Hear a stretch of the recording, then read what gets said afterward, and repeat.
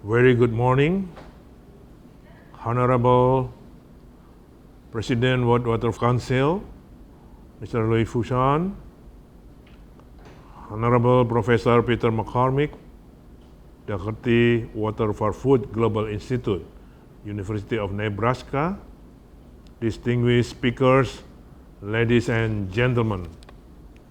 It is indeed a great pleasure and an honor for me to join all of you here this morning.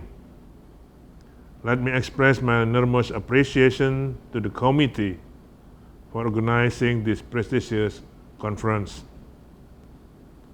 In the last decade, there has been growing attention among the world's nations on the notion of sustainable development. All those nations agree to eradicate poverty and other kinds of deprivation, while at the same time seek our improvement on food security, health, and education, reduce inequality, spur economic growth, as well as tackle climate change and preserve our oceans and forests.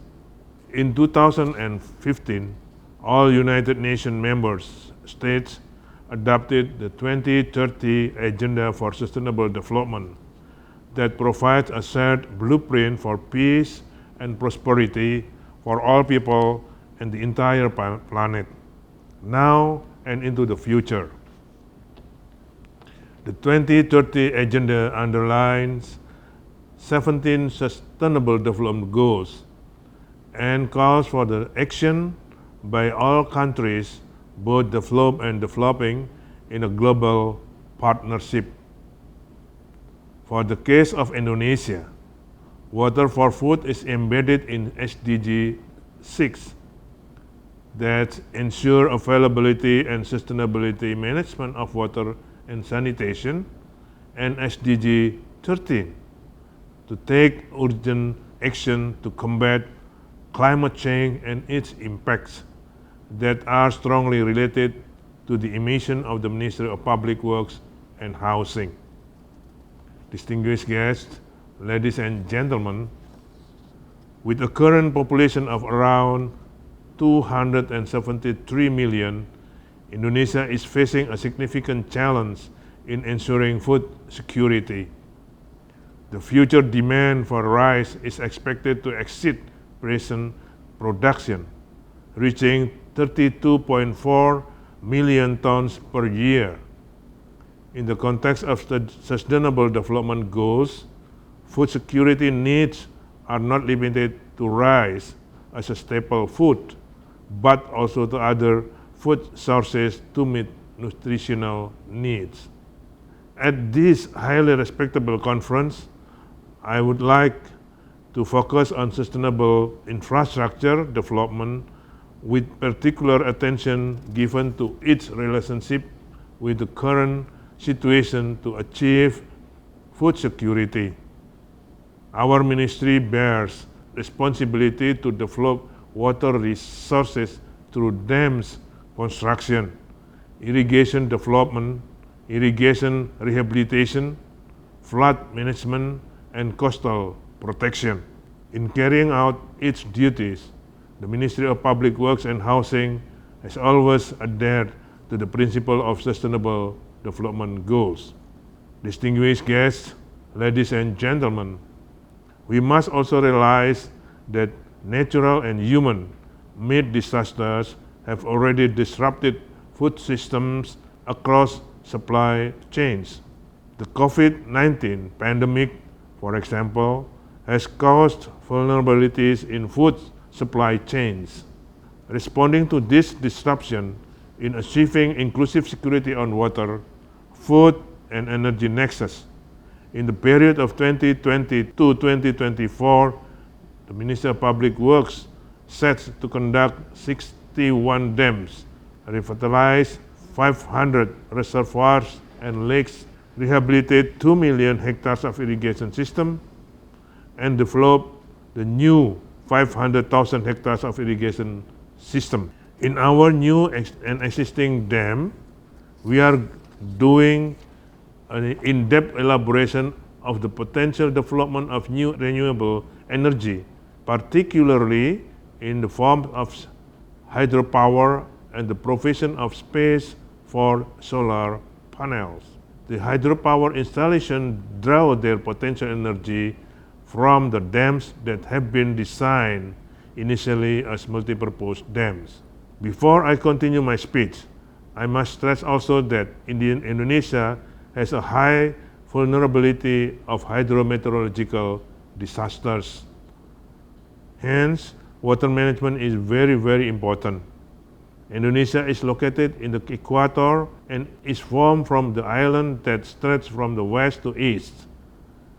These conditions, together with the El Nino Southern Oscillation, Indian Ocean dipole, the Asian-Australian monsoon wind circulation, and intertropical convergence zones, and sea surface temperature conditions lead to high diversity of weather and climate. Besides the vulnerability to hydrometeorological disasters, Indonesia also faces the challenge of maintaining the operation of large dams. We have 230 large dams, and the other 39 are being constructed, of which 70% of those are more than 20 years old. The completion of the 60 dams will increase water for irrigation system from 11% to 20% of the total irrigation area, which is about 7.3 million hectares. By continuous water availability from them, planting intensity can be increased to protect, restore, and promote sustainable use of our environment and ecosystem. The Ministry of Public Works and Housing has done its best to consider environmental preservation and ecosystem harmony in every phase of design, construction, operation, and maintenance activities. Recently, this ministry has been undertaking programs of lakes and reservoirs, rivers, and catchment areas conservation. In this regard, we work closely with the Ministry of Environment and Forestry to identify and reduce the potential negative impact of the environment. It is also to realize that Indonesia has about 10.8 million hectares of swamp areas, which has huge potentials, and it is very important to preserve them to our future generation. Ministry of Public Works and Housing has undertaken construction and rehabilitation of swamp irrigation network in a way that complies with the principle of sustainability. Distinguished guests, ladies and gentlemen, we are committed to developing infrastructure that meet the nation's present and future needs, while at the same time support economic growth, increase well-being for all, and preserve the environment. Our ministry, together with the Agency of Meteorology, Climatology, and Geophysics, have currently been working to improve early warning system equipped with automation and telemetry devices for water resources infrastructure operation. With more accurate weather prediction, water can be managed better, as it will have a longer lead time to anticipate various disturbing events such as floods, water shortages, and droughts. The operation and maintenance of infrastructures and related data collection analysis are conducted.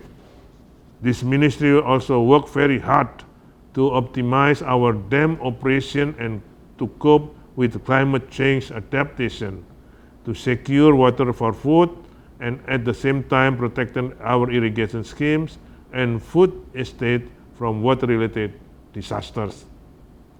We applied the technology of rainfall and water level prediction to be able to determine the time for releasing dam water more accurately and in advance securing more capacity for storing excessive rainfall and absorbing the peak outflow discharges. During the COVID-19 pandemic, we also need to anticipate food shortages due to declines in food production activities. We must control threats that could cause food shortages. In this regard, the Ministry of Public Works and Housing, together with related ministries, have developed additional food estates located in some area such as Central Kalimantan, North Sumatra, and East Nusa Tenggara. Distinguished guests, ladies and gentlemen, apart from sharing our experiences in this very good opportunity, allow me to invite you to the 10th World Water Forum, the largest international meeting in the water sector, co-organized by the World Water Council and the government of Indonesia.